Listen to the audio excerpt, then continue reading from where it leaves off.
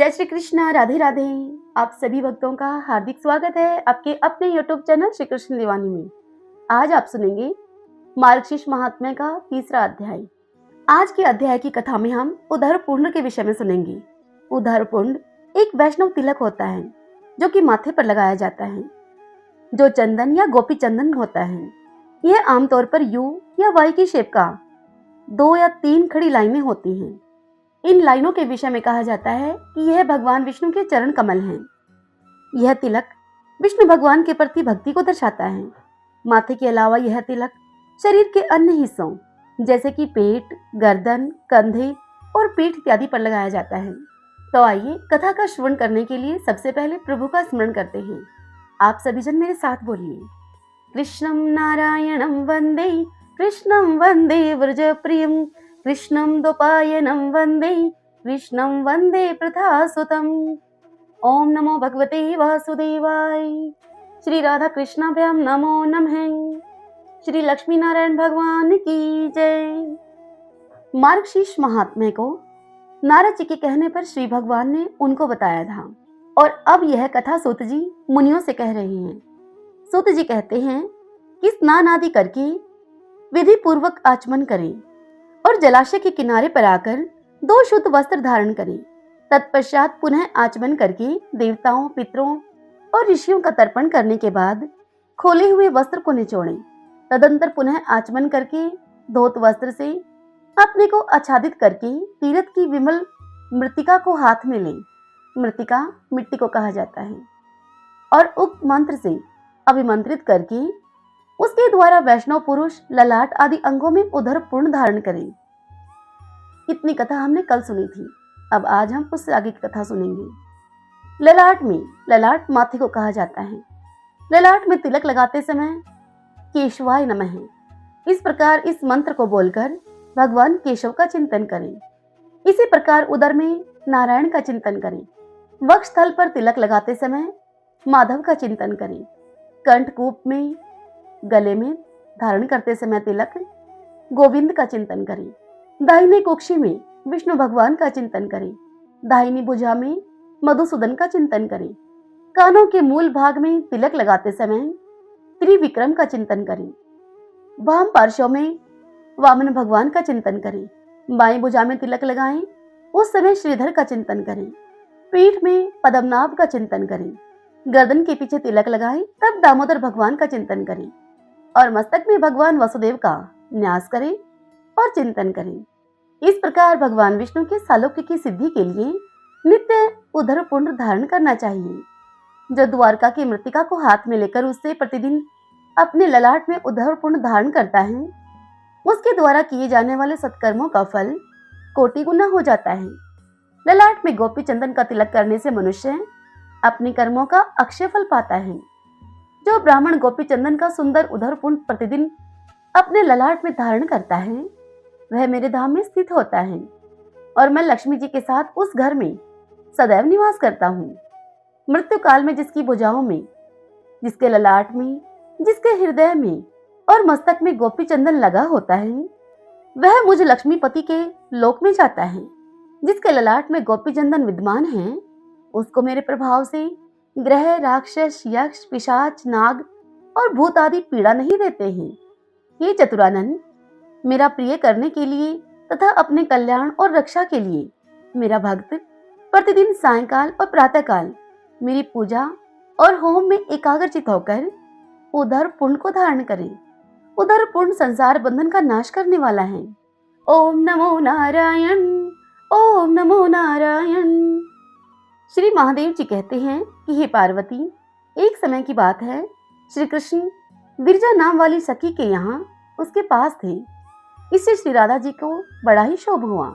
इस कारण विरजा वहां पर नदी रूप होकर प्रवाहित हो गई। विरजा की सखियां भी छोटी छोटी नदियां बनी।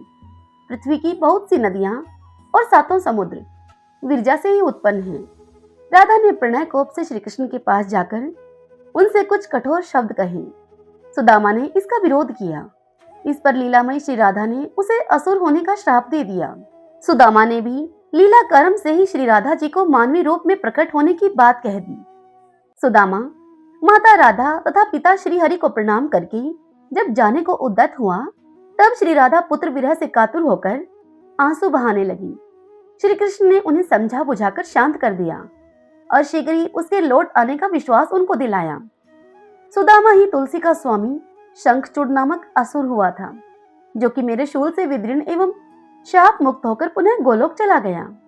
सती राधा इसी वराह कल्प में गोकुल में अवतीर्ण हुई थी। वे ब्रिज में वृषभानु वैश्य की कन्या हुई। वे देवी अयोनिजा थी, माता के पेट से नहीं पैदा हुई थी। उनकी माता कलावती ने अपने गर्भ में वायु को धारण कर रखा था। उसने योग माया की प्रेरणा से वायु को ही जन्म दिया, परंतु वहां स्वेच्छा से श्री राधा प्रकट हो गई। 12 वर्ष बीतने पर उन्हें नूतन यौवन में प्रवेश करती हुई देखकर माता पिता ने रायण वैश्य के साथ उसका संबंध निश्चित कर दिया। उस समय श्री राधा अपने घर में अपनी छाया को स्थापित करके स्वयं अंतर्ध्यान हो गई। उस छाया के साथ ही उक्त रायण का विवाह हुआ। जगतपति श्री कृष्ण कंस के भय से रक्षा के बहाने शैशव अवस्था में ही गोकुल पहुंचा दिए गए थे। वहां श्री कृष्ण की माता, जो कि यशोदा जी थी, उनका सहोदर भाई रायण था। गोलोक में तो वह श्री कृष्ण का अंशभूत गोप था, पर इस अवतार के समय भूतल पर वह श्री कृष्ण का मामा लगता था। जगत सृष्टा विधाता ने पुण्यमय वृंदावन में श्री कृष्ण जी के साथ साक्षात श्री राधा का विधि पूर्वक विवाह कर संपन्न कराया था। गोपगण स्वप्न में भी श्री राधा के चरणारविंद का दर्शन नहीं कर पाते थे। साक्षात श्री राधा श्री कृष्ण के वक्षस्थल में वास करती थी और छाया राधा रायण के घर में। ब्रह्मा जी ने पूर्व काल में श्री राधा के चरणारविंद का दर्शन पाने के लिए पुष्कर में 60,000 वर्षों तक तपस्या की थी। उसी तपस्या के फलस्वरूप इस समय उन्हें श्री राधा चरणों का दर्शन प्राप्त हुआ था। गोकुलनाथ श्री कृष्ण कुछ काल तक वृंदावन में ही श्री राधा जी के साथ आमोद प्रमोद करते रहे। तदंतर सुदामा के श्राप से उनका श्री राधा के साथ वियोग हो गया। इसी बीच में श्री कृष्ण ने पृथ्वी का भार उतारा। 100 वर्ष पूर्ण हो जाने पर तीर्थ यात्रा के प्रसंग से श्री राधा ने श्री कृष्ण का और श्री कृष्ण ने श्री राधा का दर्शन प्राप्त किया। तदंतर तत्वज्ञ श्री कृष्ण श्री राधा के साथ गोलोक धाम पधारे। कलावती अर्थात कीर्तिदा और यशोदा दोनों भी श्री राधा के साथ गोलोक चली गई। प्रजापति द्रोण नंद हुए, उनकी पत्नी धरा यशोदा बनी। उन दोनों ने पहले की हुई तपस्या के प्रभाव से परमात्मा भगवान श्री कृष्ण को पुत्र के रूप में प्राप्त किया था। महर्षि कश्यप वसुदेव हुए थे। उनकी पत्नी सती साध्वी अदिति अंशतः देवकी के रूप में अवतीर्ण हुई थी।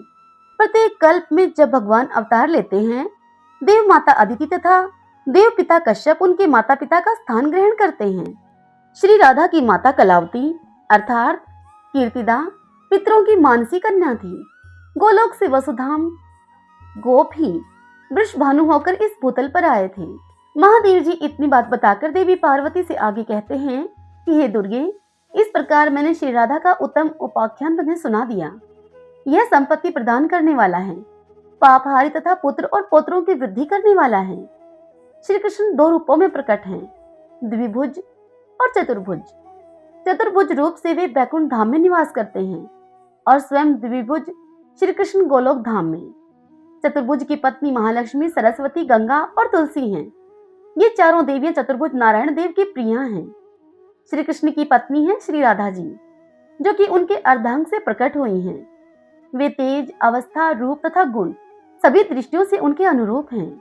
विद्वान पुरुष को चाहिए कि सबसे पहले राधा नाम का उच्चारण करके तत्पश्चात कृष्ण नाम का उच्चारण करे।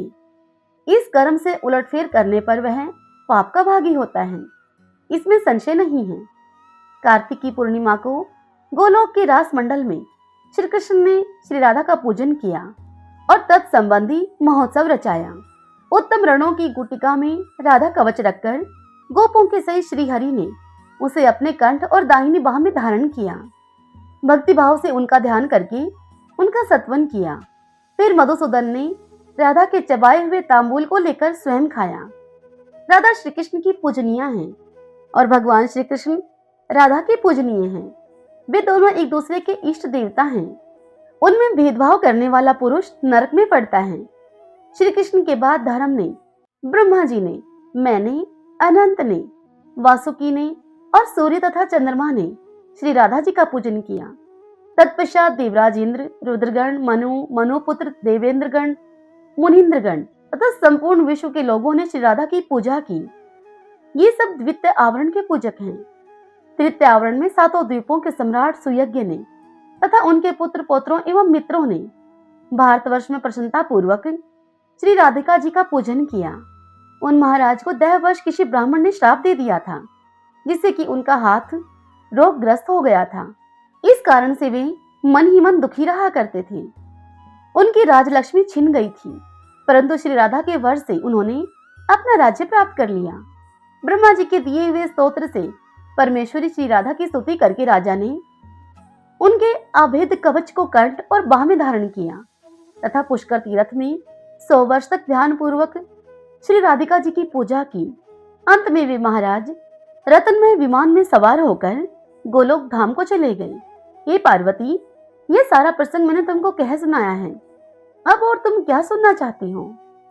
यह सुनकर पार्वती ने पूछा भगवान शंकर से कि हे प्रभु, वे राजा सुयज्ञ कौन थे? किस वंश में उनका जन्म हुआ था? उन्हें ब्राह्मण का श्राप कैसे प्राप्त हुआ था? और किस तरह श्री राधा जी को वे पा सके, जो सर्वात्मा श्री कृष्ण जी की पत्नी है तथा साक्षात श्री कृष्ण ने जिनका पूजन किया है? उन्हें परमेश्वरी श्री राधा की सेवा का सौभाग्य एक मल मूत्रधारी मनुष्य को भला कैसे मिल सका, जिनके चरणारविंदों की रज को पाने के लिए ब्रह्मा जी ने पूर्व काल में पुष्कर तीर्थ के भीतर 60,000 वर्षों तक तपस्या की तथा जिनका दर्शन पाना आपके लिए भी अत्यंत ही कठिन है। उन्हें पुरातनी महालक्ष्मी श्री राधा देवी का दर्शन उस राजा सुयज्ञ ने कैसे किया? वे मनुष्यों के दृष्टि पथ में कैसे आई? तीनों लोकों के सृष्टा ब्रह्मा जी ने राजा सुयज्ञ को श्री राधा जी का कवच किस प्रकार दिया? उनके ध्यान, उनके पूजन की विधि तथा स्तोत्र का उपदेश कैसे दिया? यह सब बताने की कृपा कीजिए। ओम नमो नारायण, ओम नमो नारायण। आइए अब हम श्रीमद् भागवतम महापुराण से आज की कथा का श्रवण करें।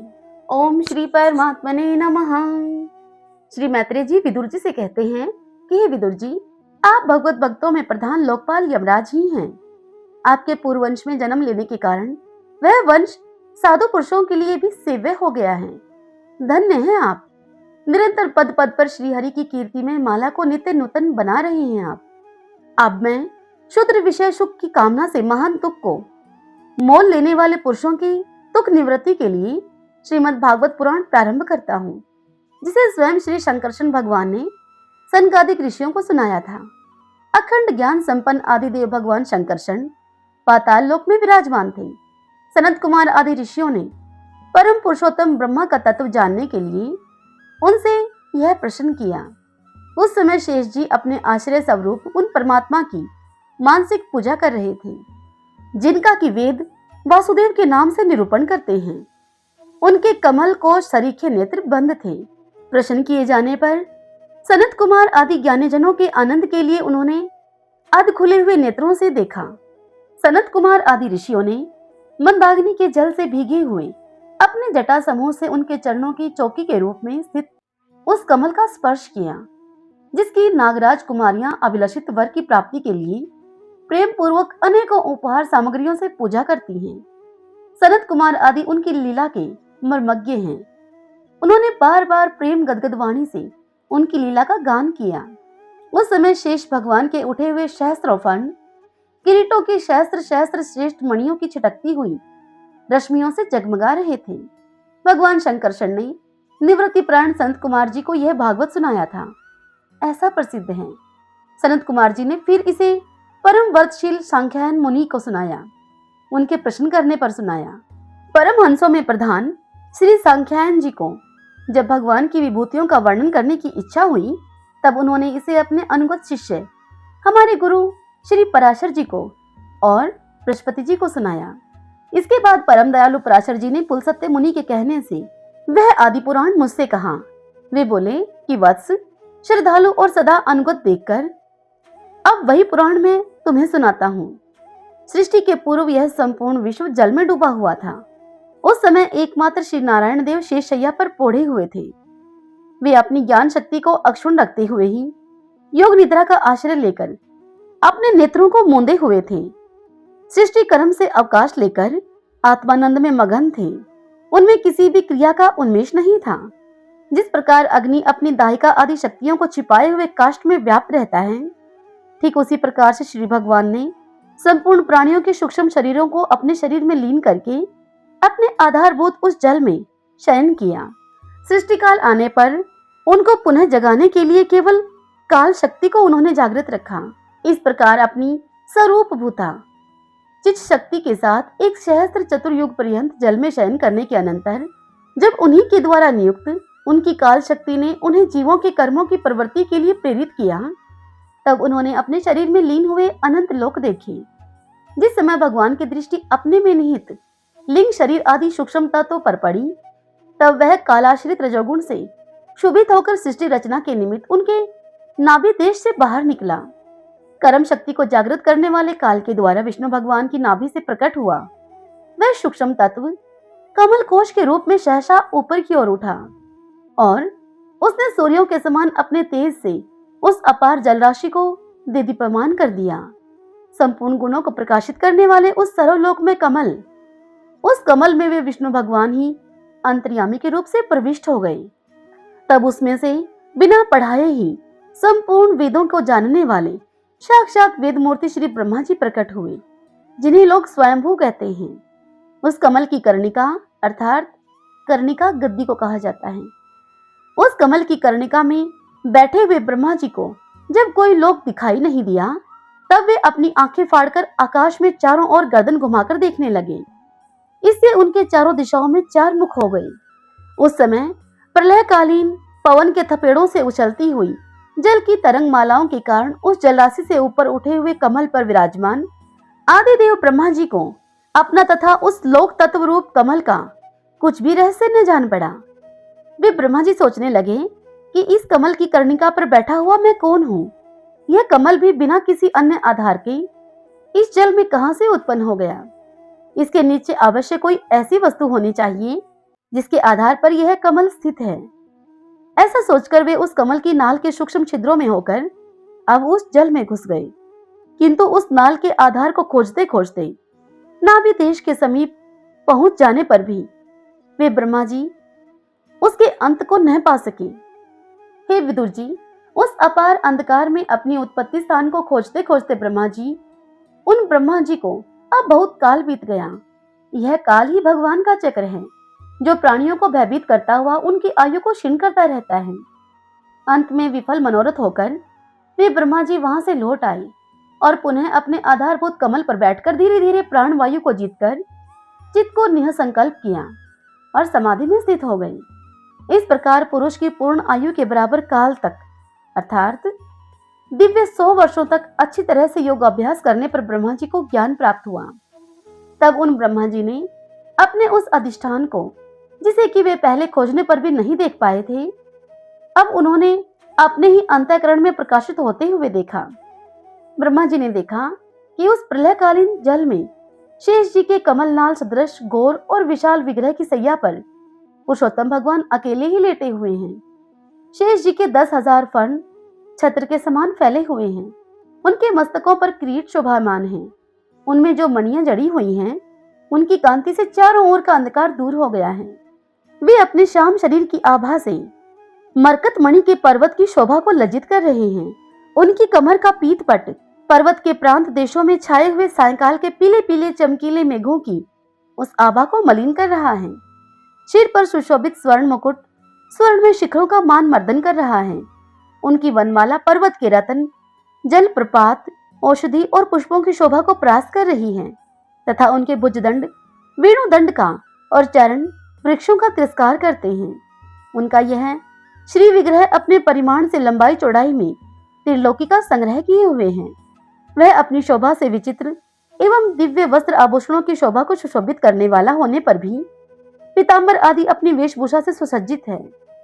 अपनी अपनी अभिलाषा की पूर्ति के लिए भिन्न भिन्न मार्गों से पूजा करने वाले भगतजनों को कृपा पूर्वक अपने भगत वांछा कल्पतरु चरण कमलों का दर्शन दे रहे हैं, जिनके सुंदर उंगली दल नख चंद्र की चंद्रिका से अलग अलग स्पष्ट चमकते रहते हैं।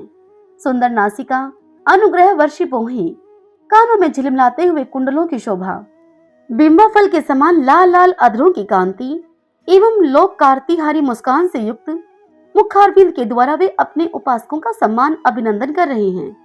हे वत्स, उनके नितंब देश में कदम कुसुम की केसर के समान पीत वस्त्र हैं और स्वर्णमयी मेखला सुशोभित हैं तथा वक्षस्थल में अमूल्य हार और सुनहरी रेखा वाले श्री वत्स चिन्ह की अपूर्व शोभा हो रही है। वे अव्यक्त मूल चंदन वृक्ष के समान हैं।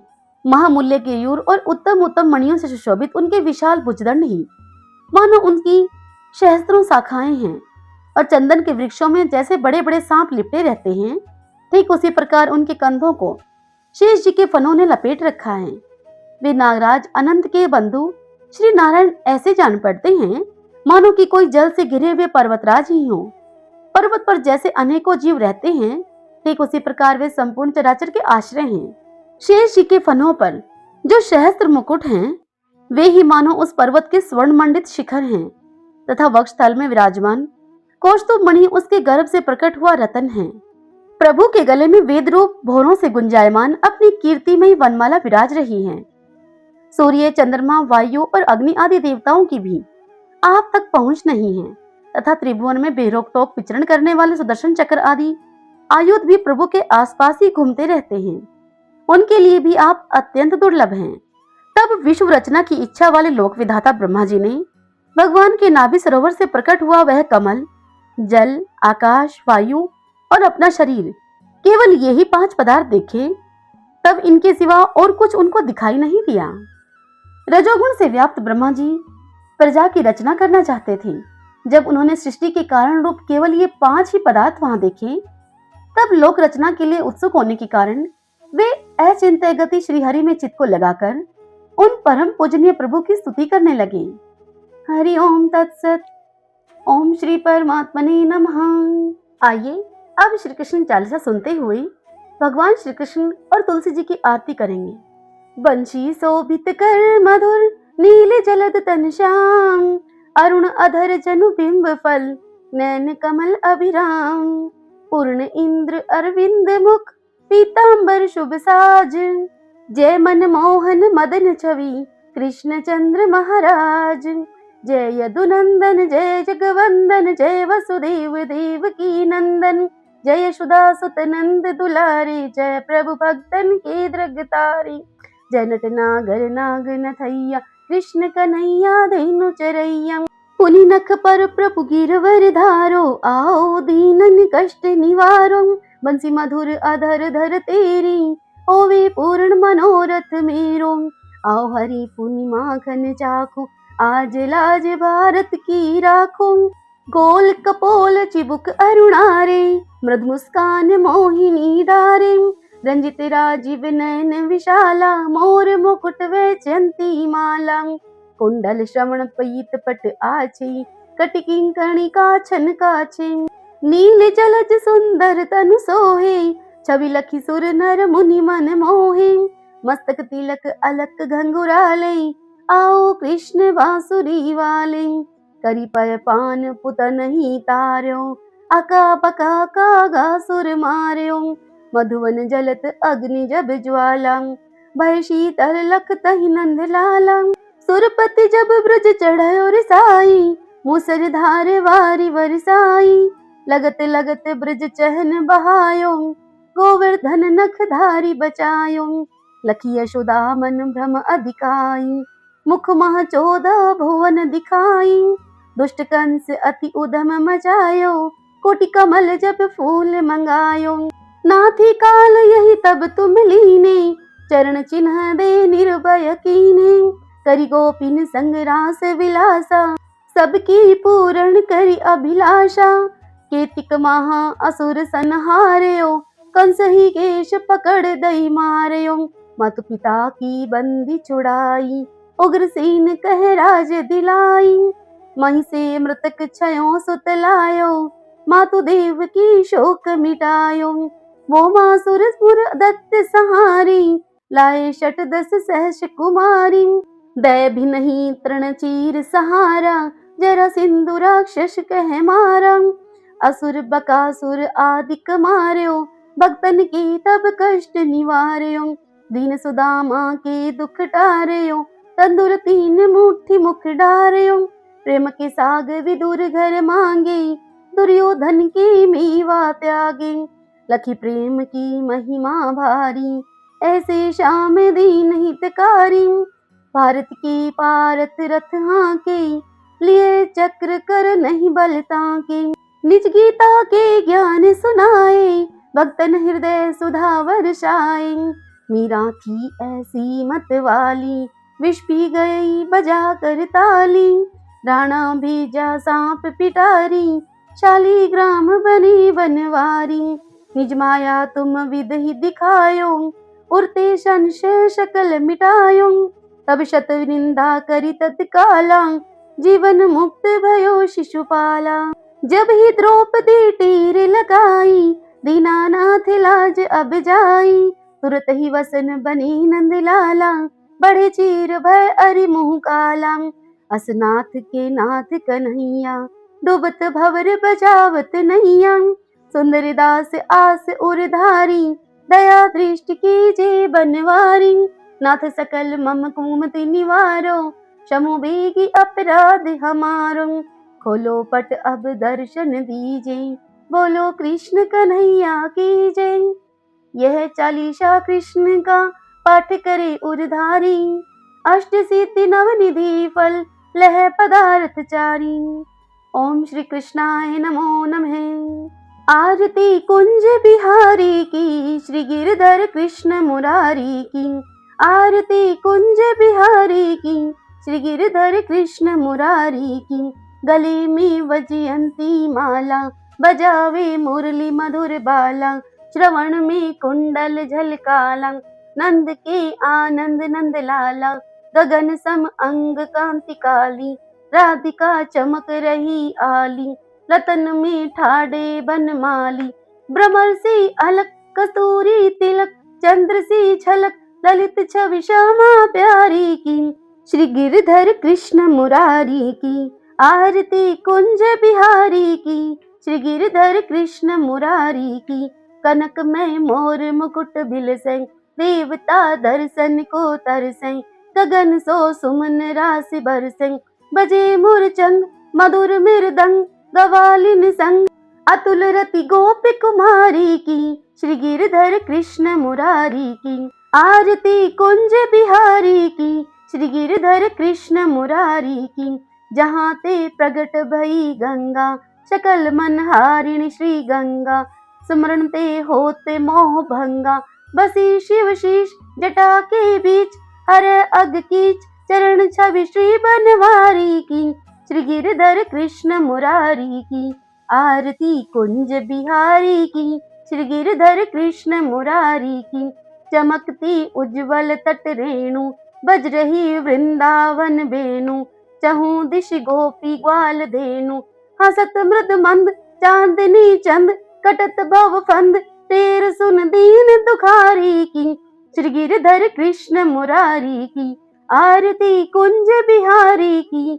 श्री गिरधर कृष्ण मुरारी की। जय जय तुलसी माता मैया, जय तुलसी माता। सब जग की सुखदाता वरदाता, जय जय तुलसी माता। सब योगों से ऊपर, सब रोगों से ऊपर। रुज से रक्षा करके सबकी भवत्राता, जय जय तुलसी माता। बटुपुत्री हे श्यामा, सुरबली हे ग्राम्या। विष्णु प्रिय जो नर तुमको सेवे, सो नर तर जाता, जय जय तुलसी माता। हरि के शीश विराजत, त्रिभुवन से हो वंदित।